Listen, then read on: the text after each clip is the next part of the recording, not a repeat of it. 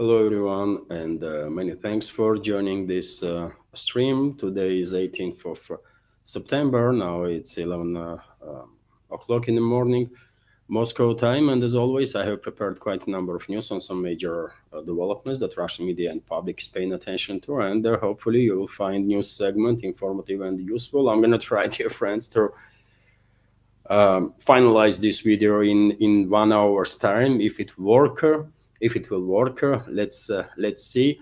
As always, after news segment, I will join community chat for a little while.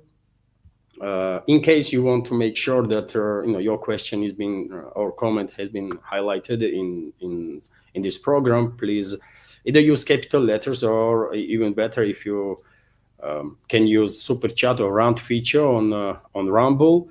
That way, I definitely would not miss your question. And so, yes, that's being said. In case you want to support my work, all the links are on this video in description box and in the pinned comment. And that's been said. Let's start. I myself, quite interested if I will manage to do this program in 1 hour's time. Let's see. And first of all, dear friends, let me share with you information that is based on latest update of Russian Defense Ministry on the work of air defense systems overnight. So RIA Novosti is reporting that air defense systems on duty intercepted 43 drones that was launched by Kyiv regime with assistance of NATO. Details are that in Rostov region were destroyed 23 enemy drones, in Volgograd region 11, in Kursk region 5, Crimea 3, Belgorod region 1. As it was yesterday, today also there is a relatively low scale of attempt on NATO side and the proxy Kyiv regime side to strike deep into Russian territory with these drones. There may be explanation for that is that drones have been stockpiled potentially for a possible next phase of escalation that I did spoke about quite a few times in the past. We will find out. But I'm quite sure NATO, globalist control regimes all over Europe and their allies are preparing a next phase of escalation with Russia. And hopefully we are ready because something big is about to happen. RIA Novosti is also reporting that head of Russian General Staff, Valery Gerasimov, was in zone of special military operation. He spoke about the advances of the Russian troops. And let me give you some details on that. So Russian army is advancing in virtually all fronts. Chief of General Staff Valery Gerasimov stated during an inspection of the SAND Group's combat mission in the Krasnoarmeysk, that is Pokrovsk, by the way, direction. And we have quotes here. Our troops in the special military operation zone are advancing in virtually all directions, he said. And there is some other key points from his statements. The most intense fighting took place in Krasnoarmeysk or Pokrovsk direction, where Kyiv is unsuccessfully trying to stop the advance of the Russian army, regardless of losses in the ranks of the Ukrainian army. Ukrainian armed forces transferred their most combat-ready units to the Krasnoarmeysk or Pokrovsk area to their detriment of other areas, which facilitates the advance of Russian troops. The Western troops, group of forces or Zapad group of forces of the Russian army is developing offensive in Kupyansk direction. The advance of Russian troops in Krasnolymansk direction is proceeding successfully. The liberation of Kirovsk is nearing completion. On Tuesday, the Russian armed forces entered and they're conducting combat operations in a village of Yampol, which is very important, by the way. Yampol is located basically in the middle, almost in the middle, between Seversk and Liman. And Russian troops already are conducting operations in Yampol, as I reported earlier about it. The enemy has been completely driven out of the Serebryansky forestry, and I also have reported about this progress of the Russian armed forces. Earlier, assault units of the southern group of forces are advancing in Seversk, and this is also important. This is second time head of Russian General Staff is mentioning that Russian troops are conducting operations inside the Seversk. It's not just the DRG, I assume, but also regular forward units of the regular army. In the Alexander Kalinovsky direction, fighting is taking place in the immediate vicinity of Konstantinovka. Russian troops have entered the Pleshevka settlement. The destruction of the enemy blocked south of the Klibambik reservoir continues. So there is a cauldron, by the way, south of Klibambik reservoir, water reservoir, and the Russian troops are continuing to neutralize enemy forces. Their east group of forces is the developing offensive in Dnipropetrovsk region and Zaporizhzhia region. And when it comes to Dnipropetrovsk, dear friends, I already reported that about a dozen of settlements already being liberated by Russian forces, and a number of experts are basically predicting that soon Russian advances in the Dnipropetrovsk region gonna further accelerate, because unlike DPR or LPR, where areas are extremely urbanized and basically settlements and cities are right next to each other, Dnipropetrovsk region is very different. It's a steppe area, and Russian troops are basically now preparing the ground or bridgehead, basically, some might argue, or to launch up offensive on this operational space that they have up front of them. So advances in the Dnipropetrovsk region going to be much more rapid than in this heavily urbanized DPR. For example, the chief of the general staff specifically noted the role of Marine Corps in achieving the goals of the special operation, expressing confidence that all tasks assigned to the Marines will be successfully completed in the future. And well, I guess no one that has any real knowledge about situation on the battlefield any doubts that all the goals of special military operation will be achieved. And when it comes to Marine Corps, by the way, they are special units, right? They are special forces, basically, and they're, of course, tremendously capable troops. Also, the French TASS news agency is reporting that Russian armed forces breached Ukrainian defenses in Yampol. Gerasimov also spoke about success in this direction. So Russian troops broke through Ukrainian armed forces lines in the village of Yampol in the Krasna-Limansk direction. This was reported to TASS by Igor Timakovsky, advisor to the head of DPR. And we have quote here, our assault groups were able to break through their enemy defenses in Yampol, but fierce fighting is still ongoing there. And let me show you Yampol, by the way, on the map. So it's in between Seversk and Liman. So this is Seversk here, by the way. And Russian troops, this map is not updated really, but this is Seversk. Russian troops are already conducting operations inside the Seversk, and this is Yampol. This is Yampol, by the way. This quite a big settlement, really, quite a big settlement. And as I said, it's located in between Seversk and Liman. And obviously, all these settlements have a crucial importance. Russian troops most likely will focus on liberation of Yampol at this point, and while conducting also operations on other directions. And once Yampol is liberated, then it's very much possible that Russian troops will divert some groups towards Seversk. So Seversk garrison of Kiev regime will be attacked not just from north, east, and south, but also from the west. And this grouping of forces will basically, of Kiev regime, will end up in complete encirclement. And also Russian troops might launch offensive in Liman direction too. From southern flank, but we should keep in mind, dear friends, that Russian troops are advancing on the northern flank of Yampol and Liman too. So Liman also may end up being Liman garrison of Kiev regime also may end up being targeted from north, northeast, and their southern eastern sides. That's been said, dear friends. Let me continue with more news. And well, important also report from TASS news agency that 119th Territorial Defense Brigade of Ukraine was completely destroyed in the Serebryansky forestry, which is basically almost completely liberated from enemy forces.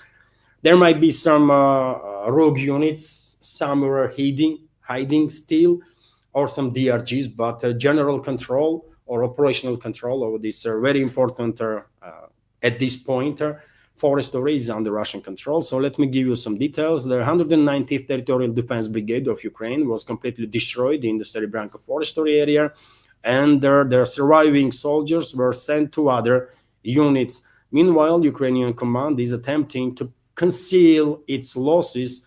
Russian security forces told the TASS news agency, we have a quote here. So today we can confidently say that the 119th Territorial Defense Brigade of Ukrainian armed forces have been completely destroyed and there has disappeared from the face of the earth.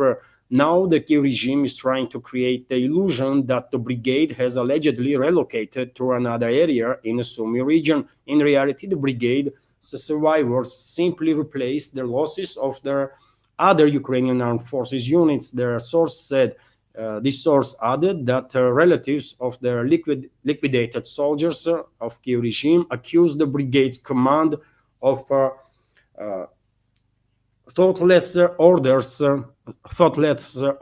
and heavy losses. And it's not just the 119th Brigade, by the way. You should know what's going on around 60th Brigade of Kiev regime, mechanized brigade. It's a total mess. Reports are that soldiers of that brigade were providing information to Russian armed forces about the location of their commanders. And Russian troops were, I guess, were not against this assistance and were targeting headquarters of 60th Brigade. So it is, we already have seen certain indicators that maybe not yet all along the front line, but on number of sectors, Kiev regime's forces are crumbling and collapsing. And the story with the 119th Brigade and also 60th Brigade is a clear example of that. You think how Russian armed forces managed in about a month's time to clear Serebryansky forestry. A battle in this area, by the way, and take a look at how massive this forestry is, by the way. Probably bigger than all forest combined on continental Europe or in Western Europe, let me say. It's a massive freaking forest, and the battles in this area were continuing for 3 years in the forestry. And eventually, it took about a month, and Russian armed forces basically decimated enemy forces in this forest. And surviving units of the Kiev regime from whichever brigade, 119th or 60th of whatever, now have been directed to join some other brigades. 119th Brigade is physically no longer existent, only on paper, as a source of TASS news agency is reporting. Also, dear friends, let me also give you this report that, due to significant advances of the Russian armed forces in Kupyansk city, which is a Kharkov region, yesterday, number of sources, and I did spoke about this news during the second update yesterday, I believe, walk and talk type of video that I publish on YouTube and Rumble, and longer version on my Patreon and Boosty pages. But in case you have not watched that second update, I give you this news today also that, Ukrainian channel Resident UA reported, according to the Geopolitics Telegram channel, and I give you a quote here. So keep in mind, this is Ukrainian source is writing. Our sources said that Yermak held a meeting with the commander-in-chief and demanded that Kupyansk be held at any cost. Sersky is urgently redeploying units to the cities to stabilize the front and prevent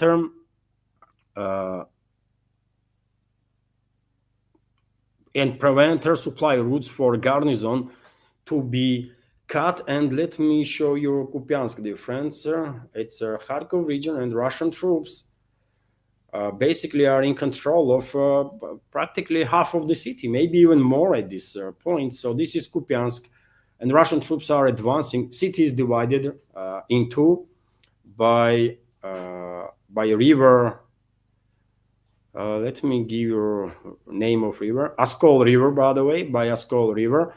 And Russian troops are advancing on both banks of the Oskol River from the northern side, and there are significant parts of the city is already under Russian control. Rumors are circulating that Russian troops yet again used some pipelines, underground pipeline network, to enter the city unnoticed and then to unleash fury on enemy forces. Maybe true, maybe not. We just don't know.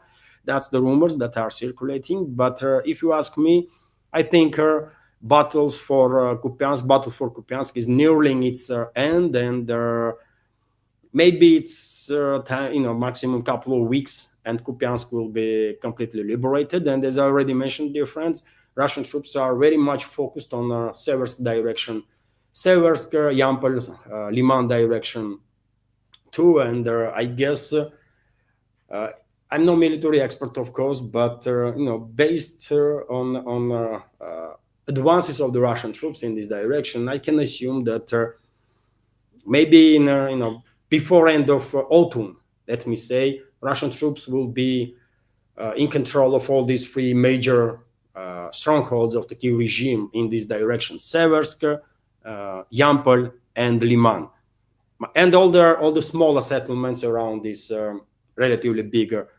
towns. My prediction, let's see how correct this prediction is going to be. And while map is open, friend, let me also give you an update on Zaporizhzhia direction. Russian troops are advancing also in Primorsk settlement, and the southern parts of this village already have been cleared from the enemy forces. Russian troops in this direction simultaneously are conducting offensive operations in Sipnagorsk and this Primorsk directions. Also, I mentioned Dnipropetrovsk region earlier, and take a look, dear friends. This red line is a border between DPR and Dnipropetrovsk, and all these territories already been liberated by Russian forces. And as I said, unlike DPR, for example, Dnipropetrovsk region is not that urbanized. It's not that fortified, and many people many experts, military experts, are predicting that once order is given, Russian troops will unleash hell on enemy in Dnipropetrovsk region and will advance much more rapidly than it happened in DPR, for example. And one of the reasons for that is that the Dnipropetrovsk region is a steppe area. It's not that urbanized as DPR or LPR. And these experts do have a point, isn't it? Russian troops already established control over the dozen of settlements in Dnipropetrovsk region, and we are not yet even talking about sectoral scale offensive operations. It's just Russian troops liberated parts of DPR that were bordering Dnipropetrovsk region in this particular sector, on southern sectors, basically, right? And then just continued moving forward, right? And took control over the number of about dozen of settlements in the Dnipropetrovsk region, even though there is no sectoral scale offensive yet in Dnipropetrovsk region. It's just local scale movements. Also, dear friends, let me give you this report. I just mentioned Kupyansk, and we have also this report from Andrei Marochko, military expert from LPR, Lugansk People's Republic, which said that in an attempt to contain Russian units in Kupyansk, Chisovaya, Kharkov Oblast, Kharkov region, Ukrainian armed forces command has sent approximately 1,000 additional troops to the city.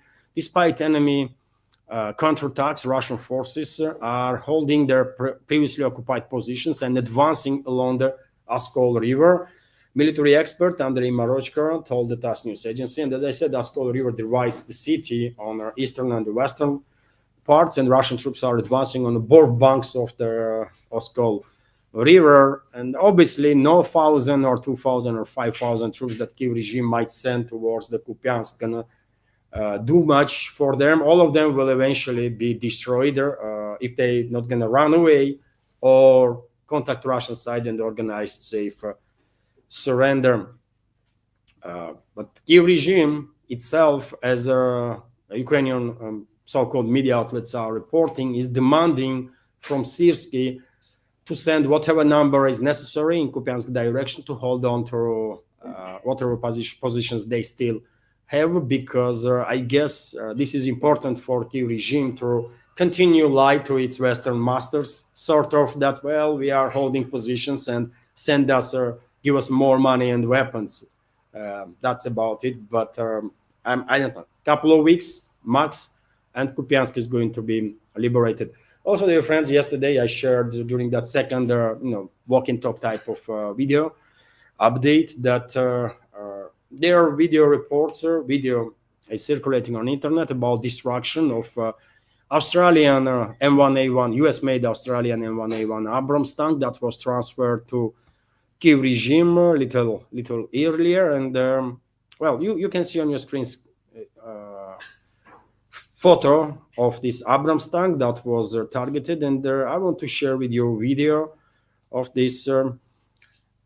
So tank was moving in sort of, you see, there is a netted area. Basically, tank was moving under the anti-drone net, and probably crew was thinking that they are safe because of this net, but they were wrong. Russian drones somehow managed to get in, and then it follows tank. You clearly see nets over the tank, isn't it? And then hit right into engine compartment, and you'll understand what happened next. Maybe there was another Russian drone on top which filmed their whole situation, and today or in upcoming days we will see some more footage. But in any case, this tank is out of action. Maybe this is the first Australian Abrams tank that was knocked out by Russian fighters, although it could be 10th one, 15th one, who knows, right? We not always have videos of actions that are taking place on the battlefield, isn't it? And overall, if I remember correctly, Australia transferred to Kyiv regime 3 to 4 dozen of Abrams tanks, and it did not take long before those Abrams tanks get smashed. Let me continue with some more news, dear friends. And what is next? Next is this report about losses of the Kyiv regime during the previous 24 hours. This report is coming from yesterday, so this is losses of Kyiv regime day before yesterday, which amounted to more than 1,500 military personnel. Also, according to Russian Defense Ministry, Russian troops during very same time frame destroyed 14 armored combat vehicles of their enemy, 12 artillery guns, and also Sivalka multiple launcher rocket system. Quite significant losses on part of enemy for sure. And today, Russian Defense Ministry most likely will share latest update on losses of Kyiv regime during the previous 24 hours from yesterday to yesterday, basically, right? And of course, I will share with you that information in next updates. TASS news agency is also reporting that Rada Deputy Kostenko announced that, Kyiv residents on Kyiv controlled territory over 60 years can now officially sign a contract with the Kyiv regime's forces and go to tranches, basically. And this is clearly tells you quite a lot, isn't it? That especially on the level of lack of manpower in the Kyiv regime's forces, they are officially recruiting retired people, pensioners, basically. So Ukrainians over 60 have been allowed to serve in the Ukrainian armed forces on the contract. Verkhovna Rada Deputy Roman Kostenko announced this on Facebook. And Facebook is banned in Russia, by the way. It's owned by Meta Corporation, recognized as extremist in Russia. And you might say, there are going to be not that many volunteers of 60 plus years that will join Kyiv regime's forces. And I understand your skepticism in this regard, but we should keep in mind that people on kill control territory are desperate. All people, by the way, younger generation, older generation, and I can see scenarios in which some retired individuals, some pensioners, might actually sign up for a contractor in a hope that if they die, their families will receive compensations. And this way they will help their relatives some way, right? Or until they die, they will have some wages or something. People are desperate on kill control territory, by the way. So I definitely can see scenarios when quite a number of elderly people will try to actually join Kiev regime's forces. That would be a suicidal step on their part. Of course, we all understand that, but desperate times forcing people to take some desperate steps, desperate measures, and many people, many elderly people in Kiev control territory may actually sign up and say last goodbye to their loved ones and go to the front line yet again, in a hope that if they are killed there, their relatives will receive some compensations. They are wrong, by the way. They are so mistaken. But who's gonna tell them the truth? Kiev regime is designating majority of killed military personnel as deserters and missing in action, so that they would not pay no compensations to their relatives. So most likely, vast majority of these elderly people that will sign up a contract, go to the front and die there, most likely they would not help no one with this. They would not help their relatives with this because Kiev regime not gonna pay nothing to them. That's the reality, right? But yet again, this information clearly demonstrates on one side how desperate Kiev regime and its NATO backers are, that they are now basically inviting pensioners to join their armed forces. And on the other hand, this information also indicates how desperate people are on Kiev controlled territory, that dozens, maybe even hundreds of pensioners, by the way. I don't think it's going to be thousands, but dozens and probably hundreds of pensioners will take that suicidal step, sign up a contract in hope that when they will die, their relatives will receive some compensation. They are mistaken, man. They are wrong, but who's going to tell them this? And before I continue, dear friends, let me just highlight quickly that this media project is completely subscriber funded and only exists as long as I have your support, community support. So if you like my work, if you want to help me maintain this project, then you can assist through several means. You can donate to this project through PayPal platform or Boosty platforms. Also, you can subscribe to my Patreon page. And if you ask me, of course, I would prefer our community on Patreon to double. That will put this project in a much more safer place than it is right now. Links to my Patreon, to PayPal and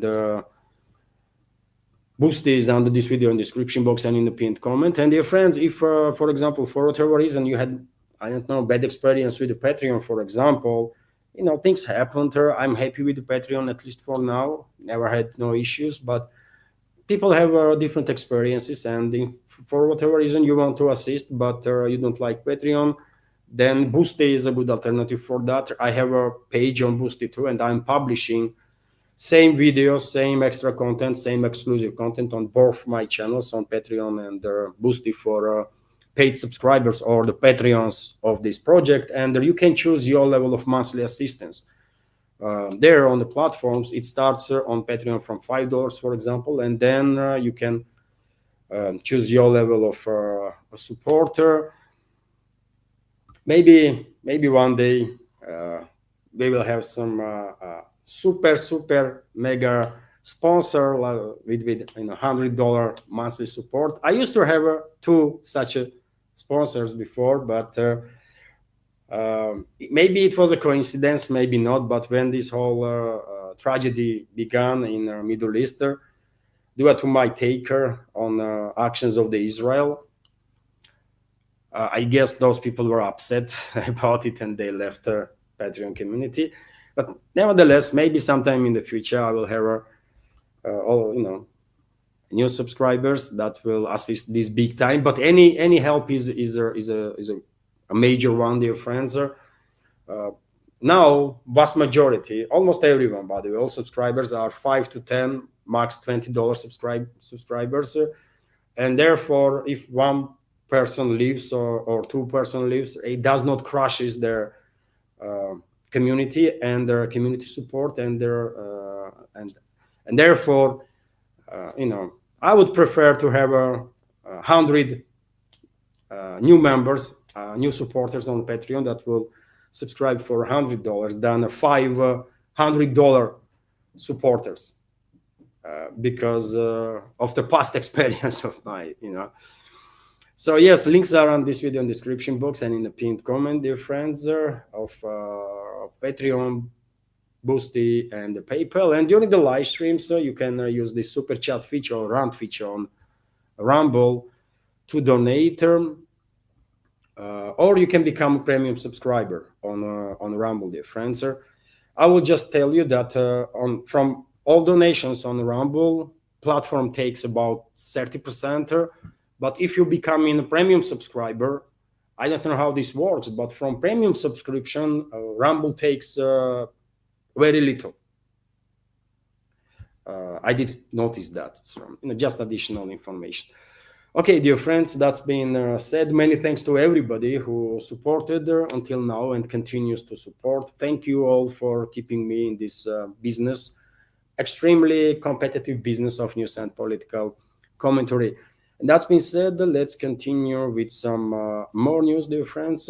As I said, I'm going to try to make this live stream in about hours time. So another report is that, interesting one, that Lavrov, foreign minister of Russian Federation, yesterday made an important statement that there is no place for the EU in Ukraine talks, which is true, by the way. I'm 100% on the board with this statement. EU nations are trying to elbow their way into Ukraine peace process despite their openly hostile stance towards Russia. Foreign Minister Sergei Lavrov has stated, stressing that the bloc should be kept out of the talks for that reason. Speaking at their embassy roundtable on Ukrainian crisis on Wednesday, Lavrov said that EU countries are clearly trying quite brazenly to reclaim a place at the negotiating table. The minister, however, signaled that they have no business there. The blocker, he argued, maintains a position of revanchism, of inflicting a strategic defeat on Russia, while debating a potential troop deployment to Ukraine in case of a ceasefire. There is, of course, no place for it at their negotiating table, he stressed. Moscow has consistently opposed the deployment of any Western troops in their neighboring country under any pretext, saying that one of their key reasons for the conflict was NATO's expansion towards the Russian doorsteps. It has also warned that any unauthorized foreign troops in Ukraine would be considered a legit military target. And the Russian president, by the way, not just the Russian foreign minister Sergei Lavrov, but Russian president too, Vladimir Putin, was very clear that if foreign troops are deployed in Kiev-controlled territory, they will be basically designated as a legit combatants and actions will be taken. And yes, Moscow's position is not changing, right? Moscow is not flip-flopping on its principal positions as Western so-called elites do, or Western capitals. So therefore, Moscow says no EU place in the talks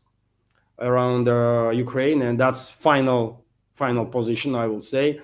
Meanwhile, dear friends, you remember I reported, it was yesterday or day before, that Washington unfortunately authorized transfer of new military aid package for the Kyiv regime, military aid package that will be paid by NATO under their prioritized Ukraine requirements list program. And a number of Western so-called media outlets are reporting that these deliveries have already begun, deliveries of new weapons and munition from US, which is very unfortunate. And this information clearly highlights that despite all the statements that Trump is making, how much he wants to see peace and stuff like that, they all are lying. Trump is not about peace. He is in UK right now, isn't it, on a state visit, and I'm quite sure globalists and globalist puppets gonna do some quite effective work, I'm afraid, and basically put Trump in his place, right? And after this trip in London, we're gonna see most likely next phase of Trump's outrage towards Russia and Trump's aggression towards Russia. We're gonna hear extreme statements from him, and unfortunately, US will get even more involved in this proxy war against Russia than ever before. There was a slight chance that America First forces in US would, at least on a theoretical level, they had the chance that they will actually regain control of the Washington, but they failed.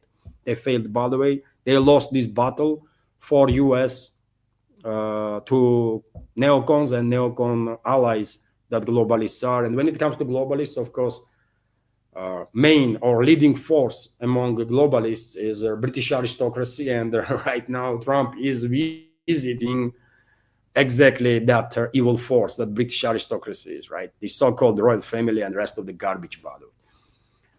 Meanwhile, TASS news agency is reporting, and as you can understand, I have no respect to those animals, by the way, British royal family and British aristocracy or European aristocracy. They are no freaking bodies. They are nobodies. To me personally, I have no respect for them and never will. They are bloodthirsty freaking animals, man.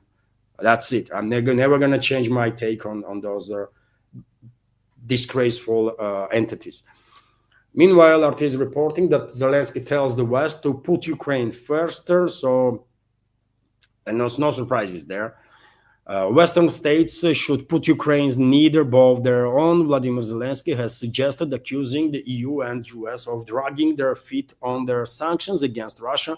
Moscow has faced sweeping restrictions from Kiev's Western backers since the Ukraine conflict escalated in 2022. The EU has adopted 18 sanctions packages already, and is debating its next measures. Since Donald Trump returned to White House, Washington has been cautious about new measures aimed toward Moscow.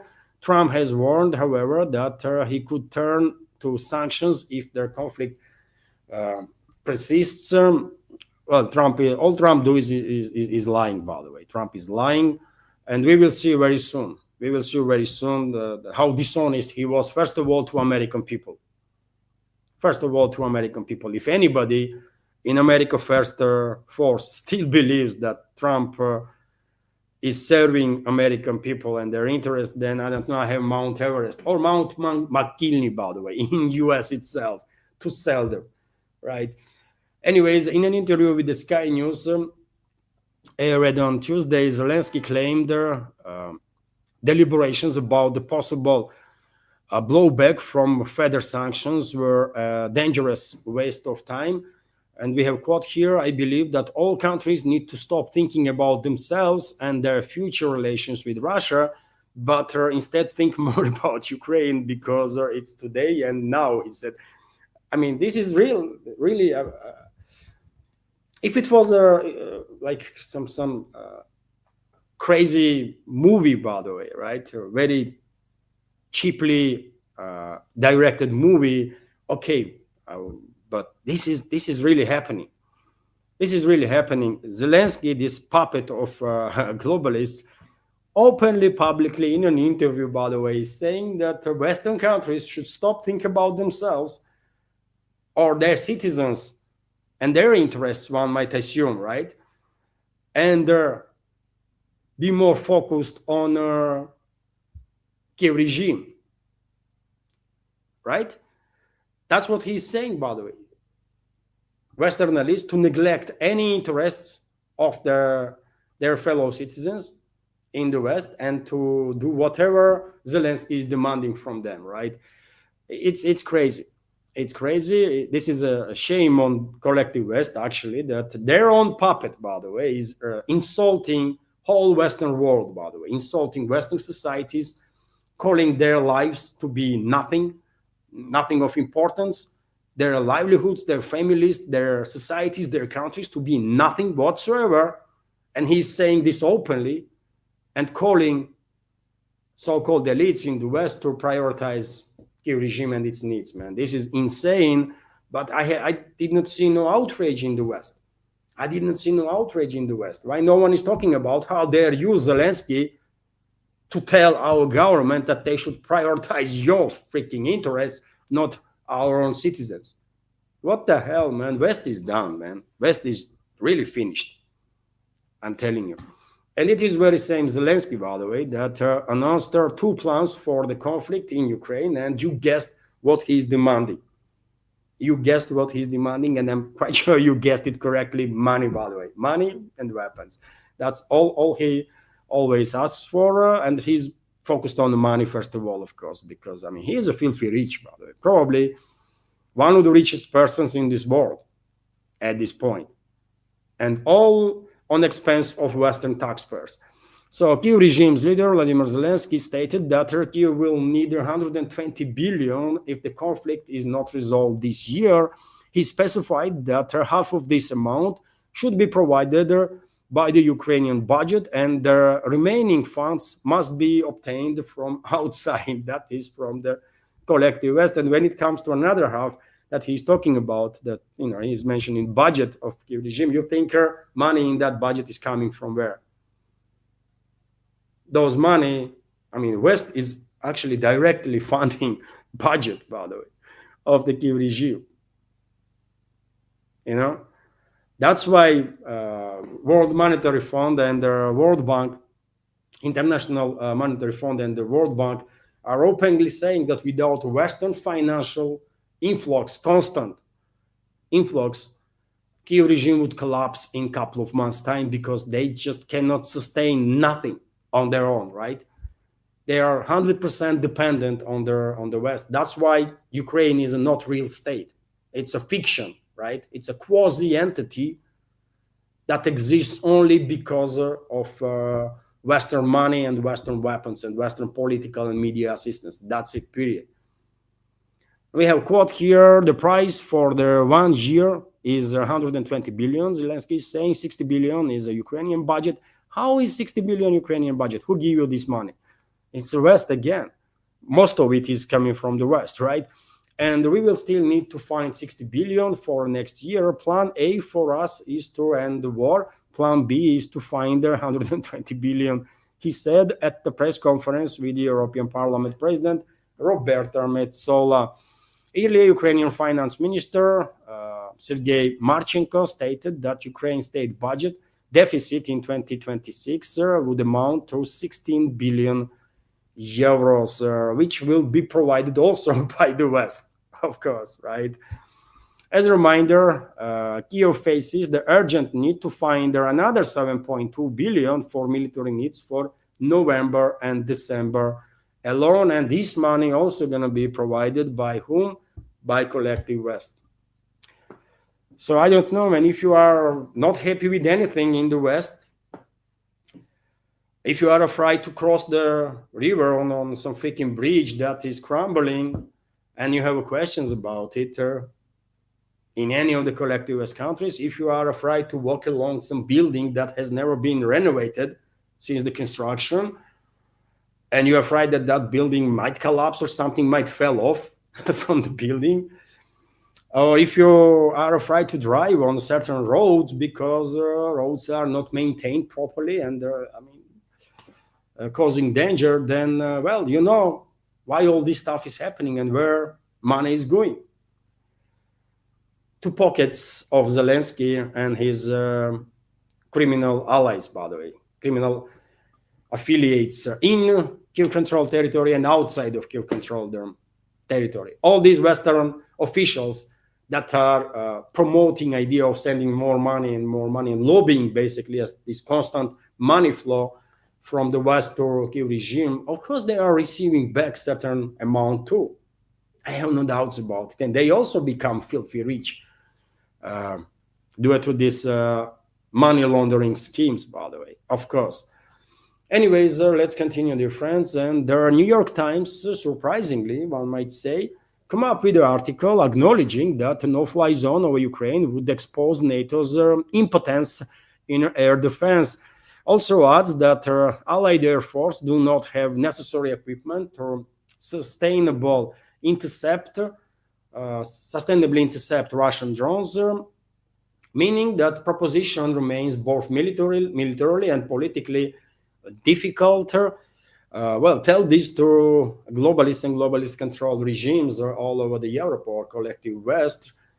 They have other opinions, seems like, and their Baltic Chihuahuas and also Poland, yet again pushing for no-fly zone over Kiev-controlled territory, and they might actually get what they want.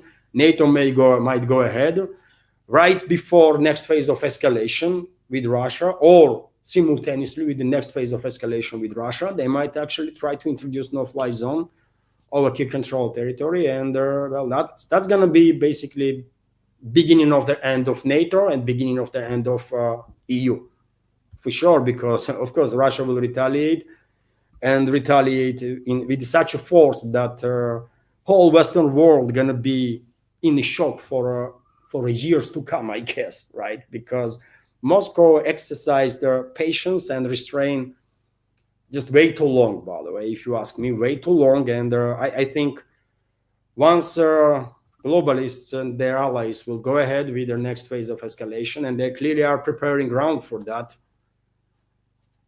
then, after that, Moscow will react and react strongly, very strongly. And soon after Moscow's retaliation, globalists probably will come to their senses and manage to face the reality and acknowledge that they have lost, and they will then capitulate. That's how this war gonna end, by the way. This war was started by the West. This is a proxy war that NATO is waging against Russia. And according to Jeffrey Sachs, by the way, well-respected worldwide professor, Macron, in a private conversation, acknowledged with private conversation with him, with Jeffrey Sachs, acknowledged that this is a NATO war against Russia. So they started this war, but we will finish it, and we will finish it on our terms, and collective West will capitulate. That's the only outcome that there is for this conflict, by the way. There is no any other outcomes, right? Because if globalists would disagree on that and try to escalate further, then that will be full-scale nuclear exchange and end of humanity. But I don't think globalists are suicidal. I really don't, right? They want to live their filthy rich life, right? And maintain at least some influence in this world. So therefore, they would not go ahead with a full-scale war with Russia. No, they're going to capitulate. But before this capitulation happens, unfortunately, we will have to deal, Russia and the Russians, we will have to deal with the next phase of unprecedented scale of escalation that NATO will launch at any time now, because it seems absolutely inevitable, after which we will retaliate, and then we will force West to capitulate. RIA Novosti is also reporting that, according to Bloomberg, by the way, Germany is supporting now transfer of income from Russian assets to Ukraine. Berlin has changed its position and supported the transfer of income from frozen Russian assets to Kiev, Bloomberg reports. And reasoning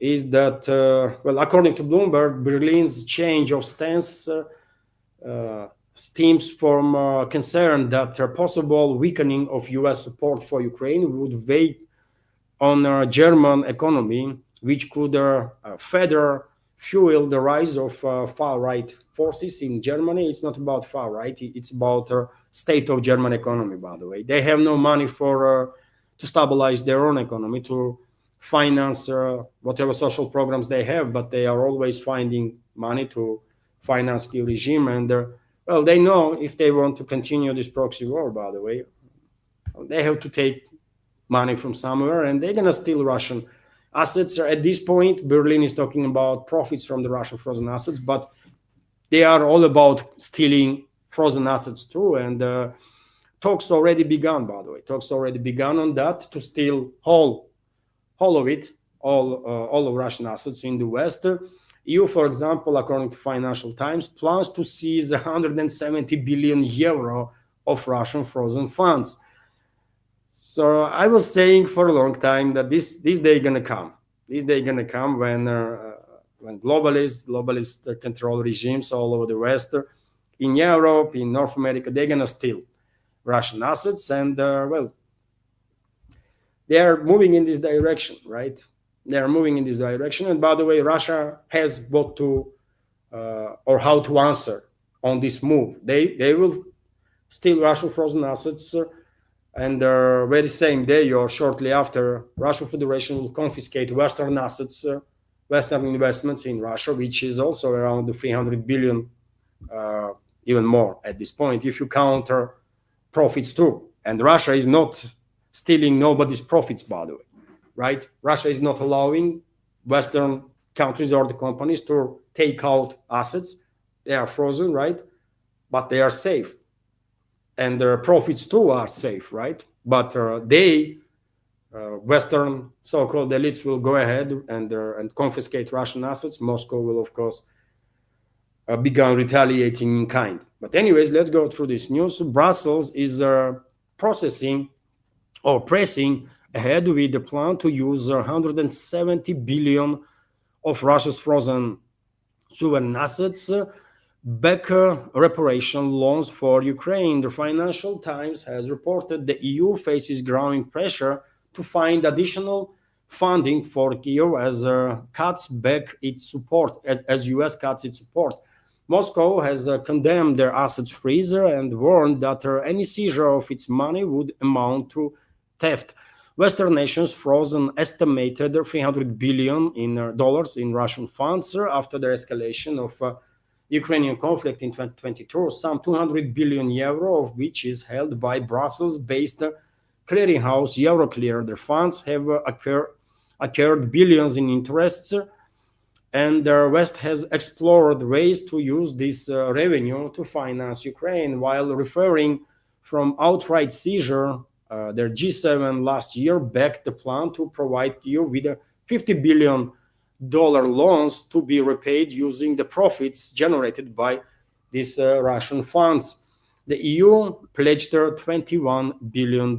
European Commission Chief Ursula von der Leyen has proposed going further by creating a reparation loans mechanism, which she described as urgently needed to finance Kiev. People familiar with the discussion said that plan involves channeling cash balances from Russia's immobilized assets into EU-issued bonds, which their proceeds transferred to Ukraine in tranches. Brussels argues their system would provide Kyiv with immediate support while sidestepping formal seizure. Second option under their consideration would involve creating a special purpose vehicle to manage their loans, which could also allow non-EU parties or partners to take part of the funds frozen at Euroclear. About 170 billion euro has already matured and now sits as a cash on their clearinghouse books, the sources said. The plans have already drawn objections from member states. Belgium, Germany, and France have warned that dipping into the principle risk breaking their law and undermining confidence in the euro. Brussels is under pressure to cover a significant portion of Ukraine's needs as Washington holds back on new aid, Financial Times wrote. According to U.S. Note circulated among G7 capitals and cited by their outlet, members were urged to consider seizing the sovereign assets principle innovatively to fund Ukraine's innovatively. Yes, they have to steal Russian assets innovatively. Unbelievable, man. That's the state of the collective West. That's the state of collective West. They are publicly, openly discussing how they're gonna steal Russian assets. This is investments, brother.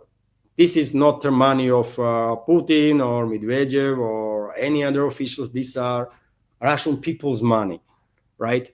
These are central banks investments, and that means this is a Russian money, right? It's a people's money, and they are openly discussing how they're gonna steal Russian people's money, right? They have no shame, by the way. What can I say? It is not surprising that West is doomed. With leadership like that, West just cannot have a bright future, man. It's just not possible, right? Or even on theoretical level. But anyways, as I said, collective West will go ahead and formalize stealing of Russian assets. Moscow will most likely go ahead and nationalize Western investments into Russia. And it is also around $300 billion, by the way, more than that. I believe it is significantly more than 300 billion if you keep in mind all the profits that these investments generated in past years. That's been said, dear friends, let me continue with some more news. And we have a breaking news, I will say, very important development that happened yesterday, at least it was announced. And the news is that Pakistan and Saudi Arabia signed a military pact. Agreement explicitly states that aggression against either country shall be considered an aggression against both, Pakistani Prime Minister Sharif said. And this is, by the way, a big deal because we all know why, isn't it? Pakistan is a nuclear powerhouse, right? Pakistan, excuse me, is a nuclear country. And now Saudi Arabia has a nuclear umbrella. That's what this news is about, right?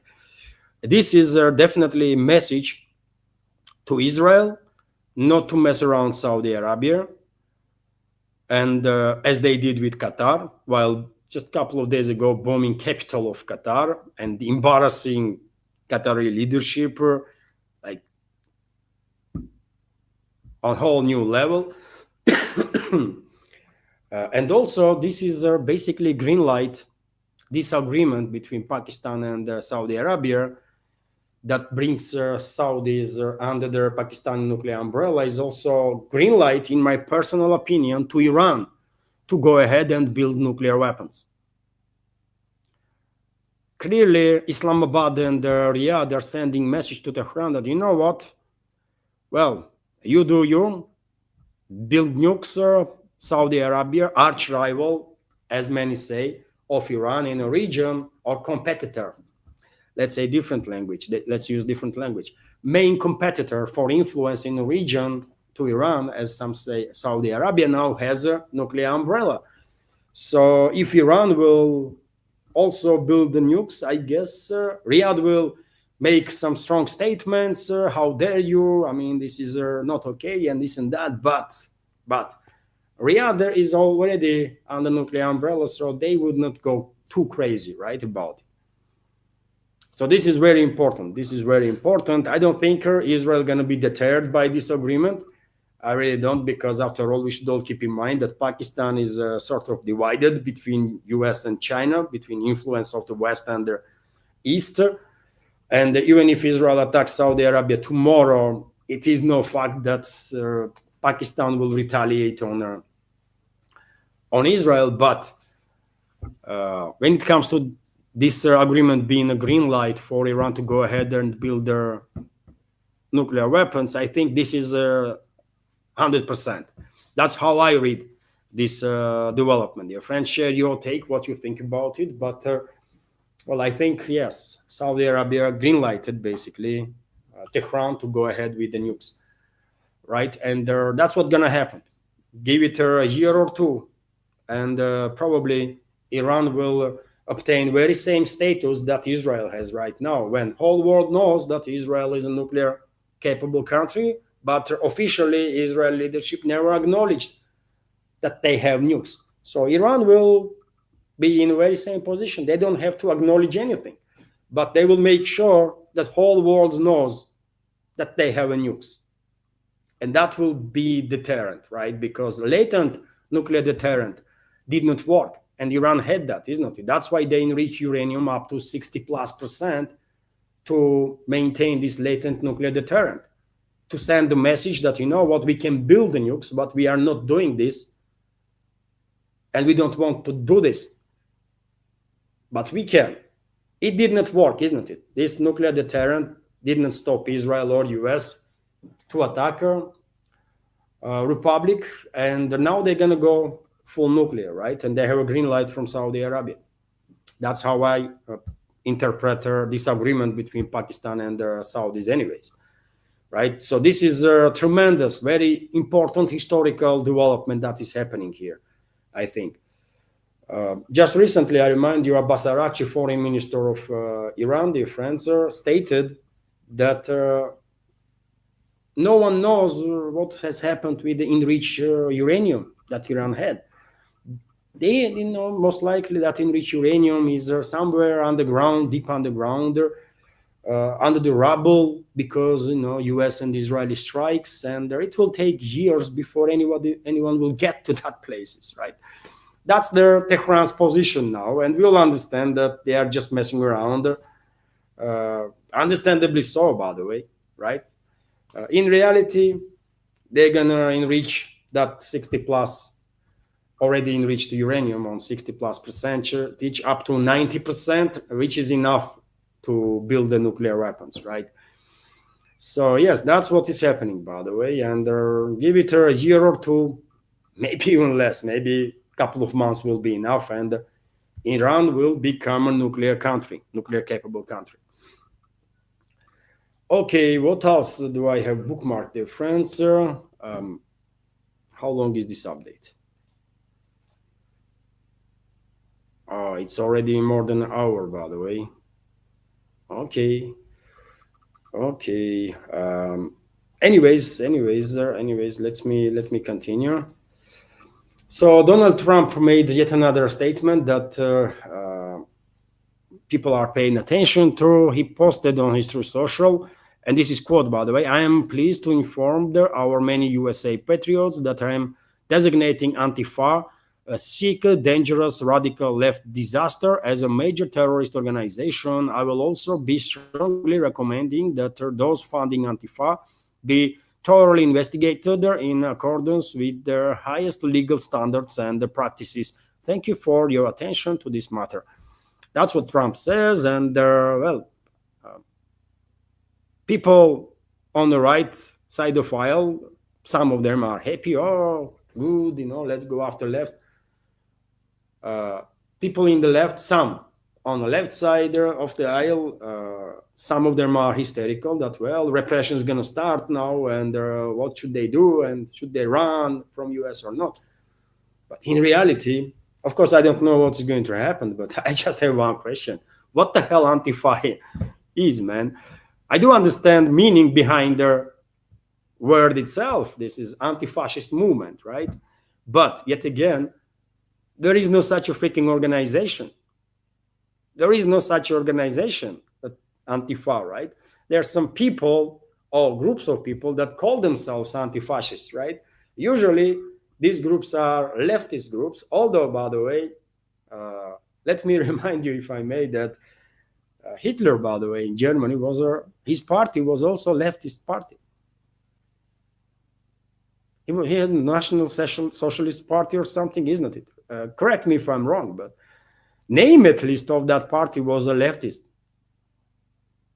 So if anybody thinks it's only people on the right side of the aisle or extreme right can be fascists and not leftists, then this is a big mistake, by the way. Leftists, I mean, ultra-radicalized leftists, they can be fascists too, because I have seen in the Western world, by the way, I have seen these radical leftists who were calling for a ban of free speech or canceling everybody they don't like, right?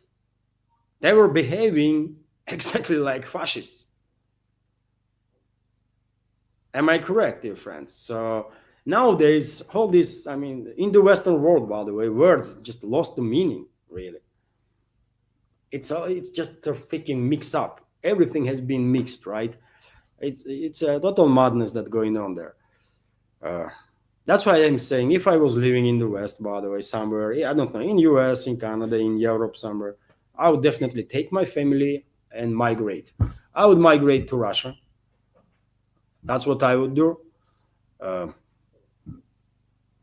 and I will definitely recommend everybody, man, just run away until it's not too freaking late, because it's gonna get worse. It's not gonna get any better in the West. I'm telling you, man. Hopefully, Australia, New Zealand, if you want to go in exact copy of the Western world, then go to Australia or New Zealand. I hope situation there is better than in Europe or in North America. Friends of ours from Australia can tell us about it. Maybe the situation is there is also bad, man. I don't know, but this is all. I mean, too crazy, man. Too crazy to comment seriously what's going on in the West. And so let's see what Trump gonna do about it, or his administration. Who they gonna claim to be terrorists? Leftists? Any leftist now is a terrorist for Trump? Because as far as I know, there is no such a freaking organization as Antifa, right? There are people that call themselves anti-fascists, and I'm quite sure vast majority, or everybody, hopefully everybody in our community will call themselves anti-fascists, because why would anybody be pro-fascist, right? Isn't it? So some insanity there, by the way, is going on. Anyways, let's continue. Some economical news. In case you have not watched my second this walk and talk video yesterday, second news update, let me share a few news from that update also. So Europe imported over 64 billion cubic meters of LNG since the start of the summer season. Since the start of the summer season, net gas injection, the difference between injection and withdrawal into European underground gas storage facilities, has amounted to only about 52 billion cubic meters of the 61 billion cubic meters needed to fill them 90% by the coming winter. So there is a shortage. EU is behind the schedule when it comes to filling these underground storage facilities, and according to reports, right now only 80%, basically 80.8% of these underground storage facilities are full with the gas for this winter, while last year, for last winter season, number was 93%, and in general, EU wants or demands to have at least 90% of these storage facilities to be full at least 90%. Maybe they will manage to pump in some more before this winter, maybe not. But I remind you, dear friends, that a couple of days ago, head of Russian Gazprom, Miller, stated that Europe is in trouble because they're gonna struggle filling up these underground gas storage facilities, and if they're gonna face certain issues this winter, then our situation from now on will most likely only deteriorate. So that's also something that not really brings any more optimism in terms of future of their Europe, isn't it? Also, dear friends, very interesting and important news, in my personal opinion. RT is reporting that putting signs of Europe's largest ever high-speed rail project. So Russian Prime Minister Mikhail Mishustin has announced plans for a massive high-speed rail, HSR, network. It is said to be the largest in Europe, spanning more than 4,500 kilometers or 2,800 miles, and will use domestically built trains capable of reaching 400 kilometer per hour speed or 250 miles per hour. At the government meeting on Tuesday, the Prime Minister said the new line will cut travel between Moscow and St. Petersburg, for example, from 4 hours Now to just over 2 hours, the network will also connect Moscow with Minsk, Adler on the Black Sea, Ekaterinburg in Urals, Ryazan, and other cities. Travel between, excuse me, whole this week, dear friends, I had a virus, flu. I don't know how I managed to catch the virus, but yes, whole week I'm struggling with this freaking virus, man, and that's why I may not be in my best shape. I apologize for that, but things happened, Anyways, let me continue. Travel between cities should be not only safe and comfortable, but also not too time consuming. Mishustin stated, in the modern world, time is becoming increasingly valuable. Because of that, we are mastering technologies that for faster and on for faster travel and are working on the development scheme for high-speed rail infrastructure. He noted that the project has been approved by President Vladimir Putin and will be finalized within the next 6 months. Mishustin also stated that construction of the first high-speed railway line between Moscow and St. Petersburg is already underway. Their 679-kilometer route will be their first to feature the new generation of high-speed trains, while these domestically built trains. While he gave no details about the train specifications, media reports suggest that the name could be chosen in a public vote, with options including Luch, Russian for ray of light. The current line between the two cities, the fastest in Russia, operates Siemens Velaro Sapsan trains with the top speed of 250 kilometers. So basically, this new Russian train on this HSR network will double the speed, almost double their speed, which is which is great, by the way. From Moscow to Petersburg, you're gonna travel in 2 hours and 15 minutes, about that, which will change the lifestyle of many in two Russian capitals, Moscow and St. Petersburg. That is also called the cultural capital of Russia, or northern capital of Russia. And I can see scenario in which some people are living in Moscow and working in St. Petersburg, and vice versa, living in St. Petersburg and working in Moscow. This shortening the time of travel definitely makes this possible, isn't it? Although some people may already do this. But nevertheless, Moscow or Russia of course, plans to heavily invest in high-speed railway, but leader in this field is undoubtedly China. By the way, once Russian HSR is built,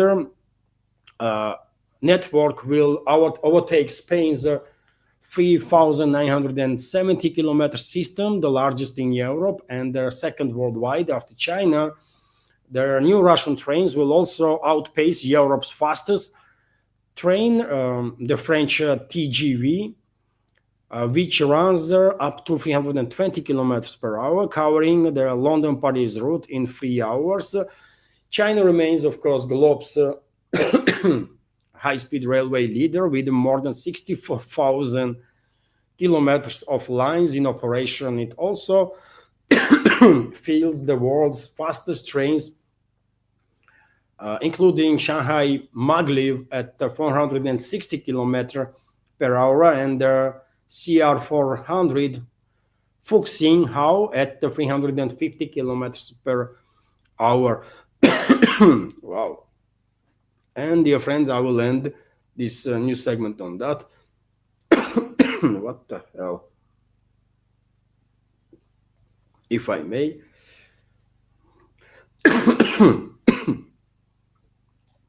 Wow, my apologies, dear friends.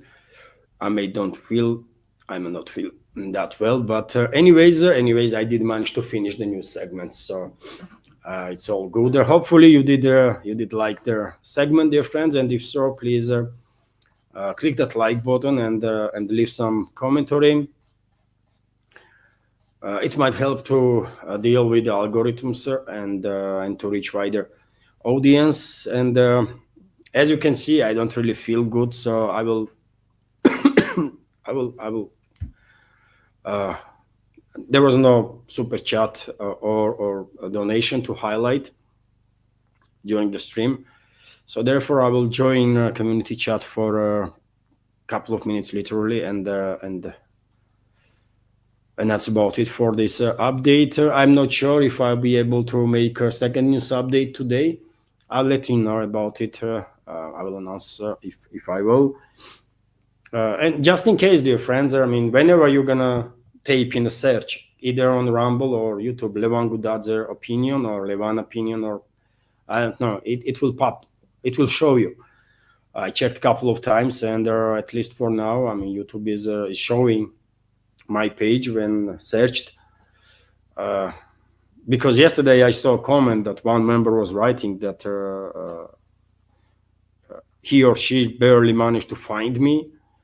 So I don't know how it works, by the way. I mean, you can subscribe to the channel, then click that bell button, and point out that you want to see all the videos, and the chances will increase that you will see my videos in your recommendations once you will open YouTube. But anyways, I mean, I don't know. Maybe it is just too hard to remember Levan Gudadze. It's not a Western name. My name is a Greek. Originated from the Greece. It's Leonidas, isn't it? Maybe Greeks took this name from somewhere else. I don't know, but in Georgian language, this name came from Greece, I guess, and in Russian too. In Russian, it sounds like Leonid. In Georgian, it's Levan. In Armenia, it's Levon. But in the West, it's Leon, by the way, right? But Leon sounds quite different than Levan. But yes, it might be difficult to remember Levan Gudadze. I can understand that. For Westerners, especially. Anyways, by the way, if you want to find my channel, I guess you will find the ways to do it. If I was a brand new channel, okay. But if you have watched my videos at least 1,000 times or 2,000 of times, then probably you'll remember by then. But anyways, I mean, subscription and then that bell button when you mark all videos to be shown have to help. I mean, at least that's the reasoning that bell button exists.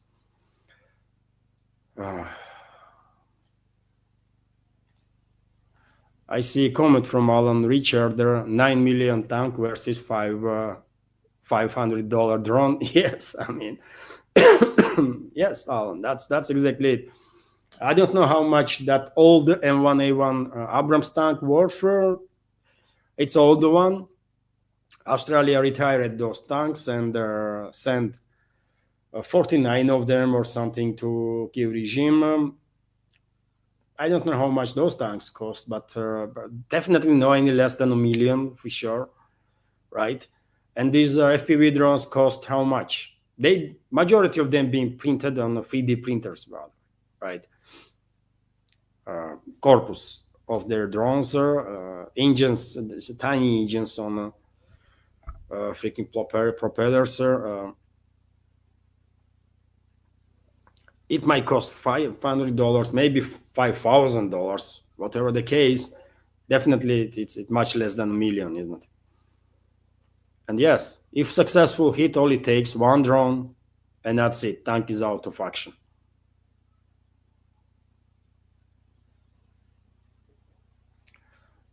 SS Kubi is also asking, wonder if Aussies are helping to operate the tanks. They might send instructors to train Kiev regime's tankers, but do they participate in operations too or not? Probably not, because I mean, it's just high risk, low reward situation. So why would Canberra risk lives of its militaries? But you never know with Western countries, by the way, that are run by these extremist elements. You just never know. Anything is possible.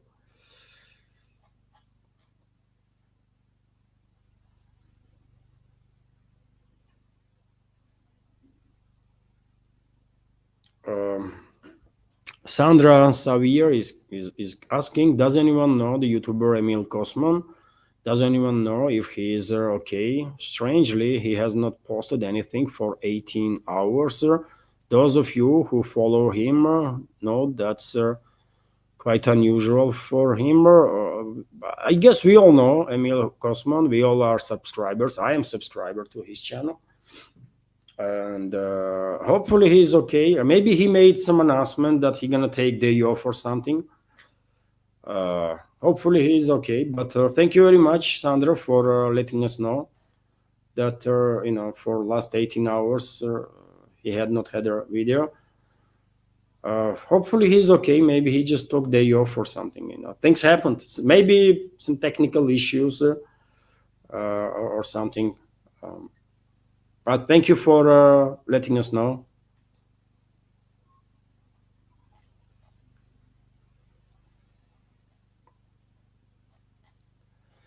So let me quickly go through chat, dear friends. I will just. I mean, do I have to remind anybody that if you want to support, you can do it. All the links are on this video in the description box and in the pinned comment.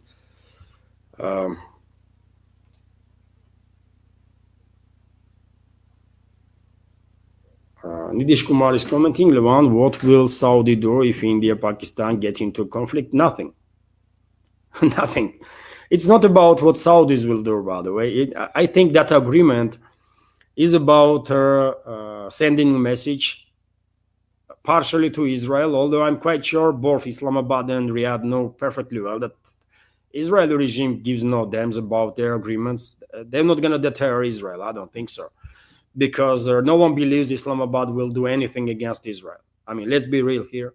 No one believes that Islamabad will do anything against Israel. But this agreement between Saudis and Pakistan is, I think, is a clear message to Iran that from Saudis, first of all, that you know what, we had the issues in the past and this and that, but you know what, we have no nuclear umbrella, sort of. So therefore, go ahead and do what you have to do. We would not go too crazy about it, right? That's the just green light from Saudis to Iran. Technically speaking, that's what it is. Indirect green light from Saudis to Iran to go ahead and build the nukes, I think. And dear friends, there was Annie just sent me a message that there was a super chat on Rumble. Let me highlight her if I made this super chat, dear friends. Only second. So that's what I think it is.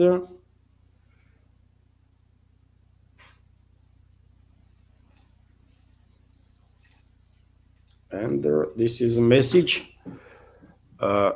Scooby, thank you very much for your $5 donation and the super chat on Rumble.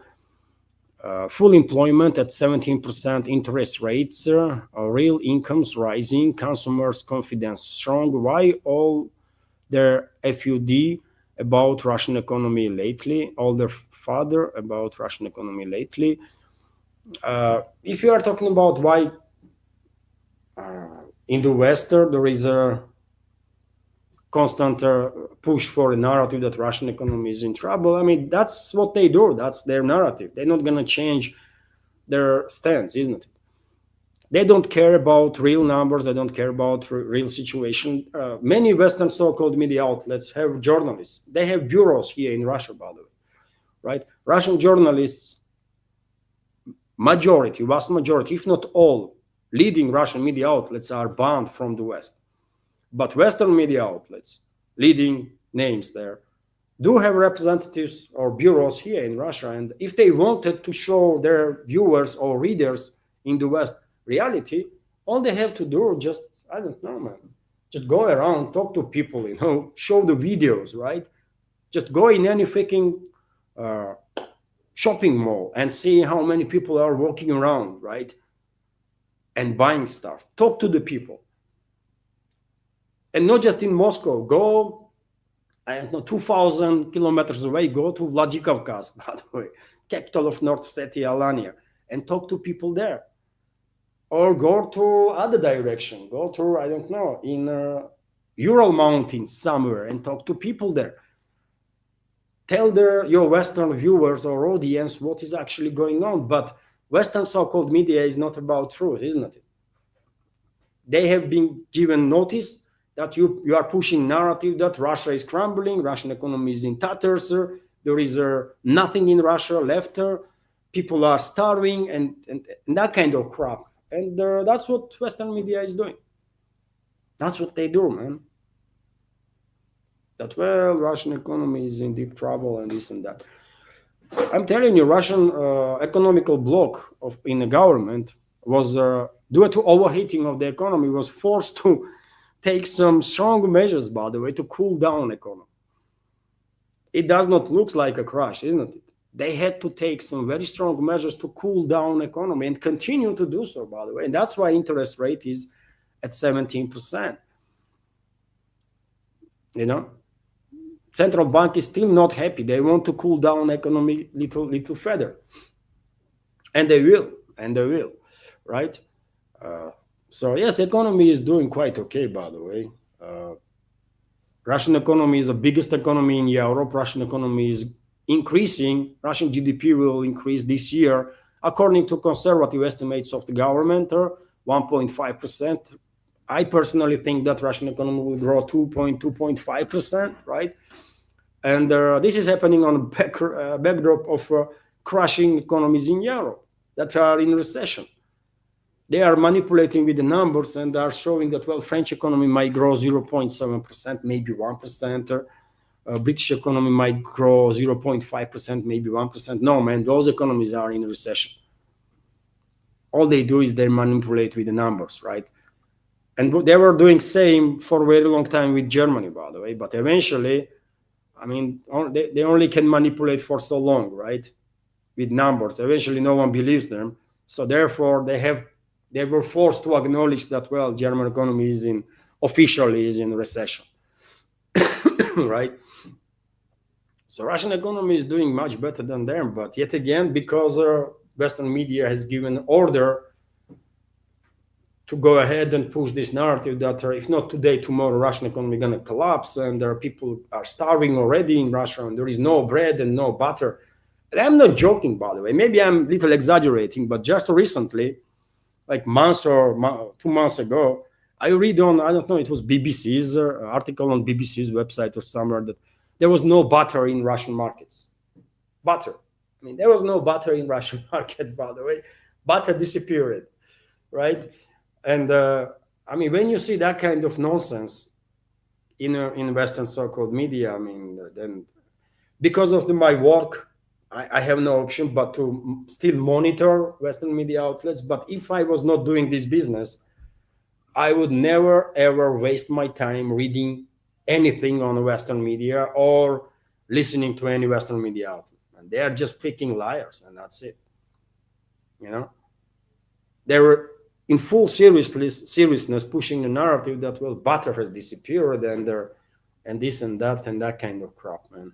I was me with my family were in Vladikavkaz at the time, and I went in randomly into the first supermarket that I see, find the section of the Scooby. You are on Patreon member, isn't it? So you can find that video.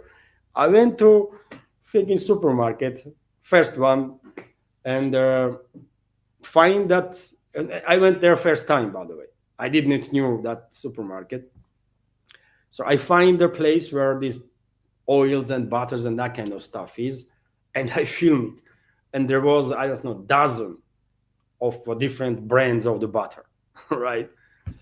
So that's how it is, man. Don't believe Western nonsense or nonsense of the Western propaganda outlets, man. That's best I can recommend, really. And there is so many Western migrants in Russia. Almost all of them have channels, by the way, right? And they are quite popular. They're gaining popularity because there is a high interest in the West to migrate to Russia. These channels of Westerners here, they are quite popular, right?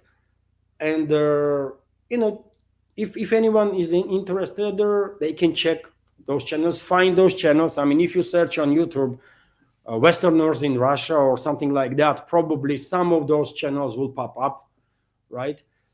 And you can watch to Brits and Australians and Americans and Canadians and Dutch people that are living here in Russia.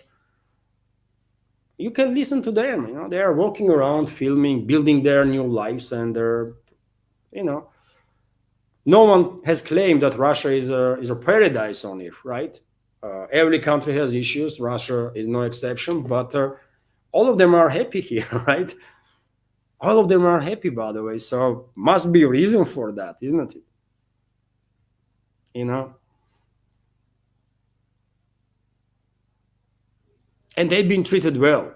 I have asked quite a number of times how we're gonna be treated if we come to Russia and stuff, especially from Western countries. And you're gonna treat it well, by the way. No one gonna do no. I mean, there is a chance, slight chance that you're gonna met somehow some crazy person, and things happened, isn't it? No one is secure from that. I may go out right now today and some freaking crazy person might do something to me, shit happens, literally crazy one.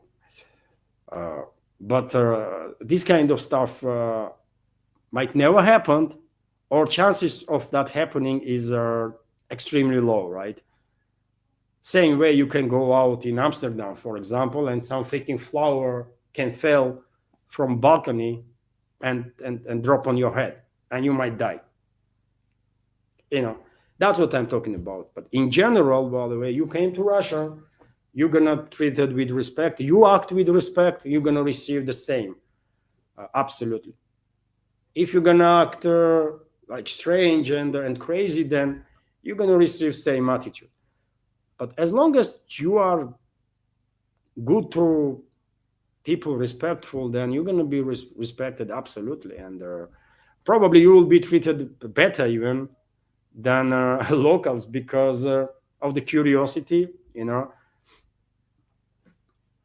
so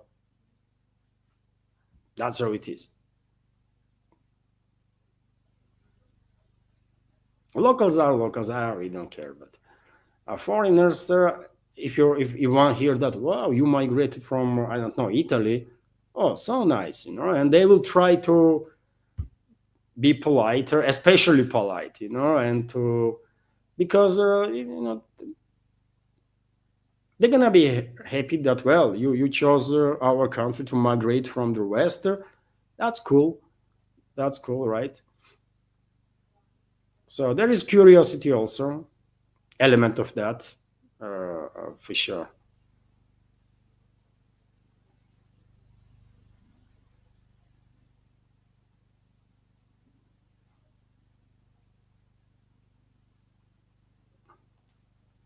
Smoky Sally is commenting. Thank you, Levan. Please get some rest. I have to yes, but with this job, by the way, I cannot. I admire work ethics of these big channels, by the way. I mean, Duran, guys from Duran, Alex and Alexander, they have some unbelievable work ethics, by the way. They do this job on daily basis without any breaks. I don't remember if Alex ever had a break, even a single day, right? And when Alexander, for example, travels to different conferences or something is happening, I mean, he's always also on air, always works, right? Just unbelievable work ethics there. And many others, many others. I mean, I have from whom to take example, and well, I'm trying, I'm trying to also work without breaks. although sometimes it's really needed. I would love to have a couple of days, away from notebook, internet, everything, just to a little rester. But I cannot, I cannot, I cannot afford that, to be quite frank. So that's how it is. And yeah, friends, first time since I start working on this project, before I left the company that I was working for to fully focused or full time on this project, I took a loan, right? Sometimes after I took another loan, I finished with the first one, then I took another loan, and that loan, I used that loan until now, and then at this point I'm absolutely 100% dependent on income from this project, and it is very stressful, brother. It is very stressful because well, it's the first time that I'm in that situation since I left the company, and it's little stressful, but hopefully I will do good enough job, and I will have a community support, and we will get through this, and maybe somehow our community will grow, and there will be more people who will donate to the project in the future, so that um, survivability of the project would not be in a question constantly as it is until now. Question from Gene HFX. Do you think Japan will leave G7 and attempt to ditch their Americans? No, no, they are too strictly controlled by US, by the way. Japan is much more strictly controlled by US than South Korea, for example. And so I think Japanese leadership would not even dare to go ahead with that. Only if Japanese people will revolt, kind of. Something might change, but until then, Japan is an occupied country, isn't it? Since the Second World War, since the end of Second World War, Japan, as Germany, is, they are occupied countries. Japan is occupied by US, Germany is occupied by US and UK. So, I don't see any realistic possibilities that Japan will ditch US or G7. G7 is not relevant. I mean, they can go leave G7. Who cares, right? Russian leadership was very clear when Trump. Remember, some time ago, Trump was talking about reinviting Russia and transforming G7 to G8 again, and Moscow said, "You know what? No, thanks. We are not interested in G7 because G7 economies are no longer relevant. With the exception of US, other G7 economies is not really that relevant at this point. Japan, okay, economy in decline. Canada, I mean, seriously, Canada? Come on, man. And couple of European economies, it's just not serious. So why would Russia be part of this club of declining economies? So Moscow said, no, thanks. We will be part of G20, right, where objectively leading economies are presented. So yes, Japan can leave G7, no one cares. But when it comes to leaving America, no, it's not happening. They cannot even dream about it.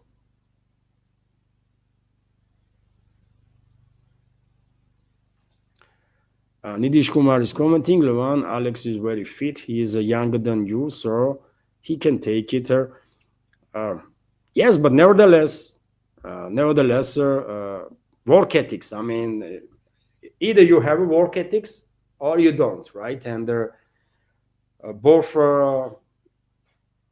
hosts of the Duran show, Alex Christopher and Alexander Mercouris, have tremendous, unbelievable work ethics, by the way. I mean, something to admire for sure, right? So, and dear friends, let me end this live stream on that.